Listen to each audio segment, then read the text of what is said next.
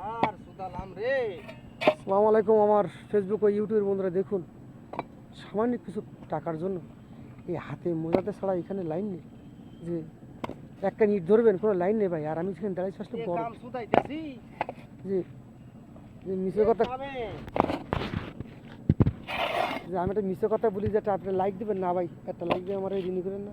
আসলে যেখানে দাঁড়িয়ে আছি আমি, এটা হচ্ছে ডাম্পার, এই ডাম্পারে পারে ওই যে ভাইরা ওই যে ইট খোলা যাচ্ছে, আর এই ভাইদের ডিউটি হচ্ছে এইখান থেকে ইট খুলে দেবে, আর এক পাইটে ভাই আছে তারা ইট বের করবে। বলি ভাই অতিরিক্ত গরম, আমি দাঁড়াইছি যেখানে আসলে ওদিকে যাওয়া লাগে না, এইখানে দাঁড়িয়ে বোঝা যায় যে কতটুকু তাপ আছে। যদি ভিডিওটি ভালো লাগে একটু শেয়ার করে দিন ভাই। আর এই সুস্থ করে যে ভিডিও পাতে গেলে রাজাপুকুরি ভাই পেজটা একটু ফলো করে দিন। সবাই ভালো থাকুন ভাই। আপনি কিছু বলবেন? আর কি বলবো ভাই, কামলা মানুষ, কাম খাটতে আইছি। আগুন আর পানি নাই, গরম লাগে। ফেসটা দেন নাই, বোঝেন না কেমন লাগে? মালটা ঠান্ডা।